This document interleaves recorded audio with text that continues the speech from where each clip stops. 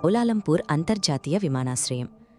వర్షం పడుతున్న ఆ రాత్రి రన్వేపై విమానాలు తమ గమ్యస్థానాలకు బయలుదేరడానికి సిద్ధంగా ఉన్నాయి.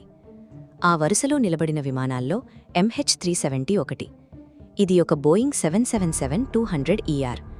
భద్రతాపరంగా ప్రపంచంలోనే అత్యుత్తమ రికార్డున్న విమానాల్లో ఇది ఒకటి. కాక్పిట్లో 18,000 గంటల పైగా విమానాన్ని నడిపిన అనుభవమున్న కెప్టెన్ జహారీ అహ్మద్ షా ఉన్నారు.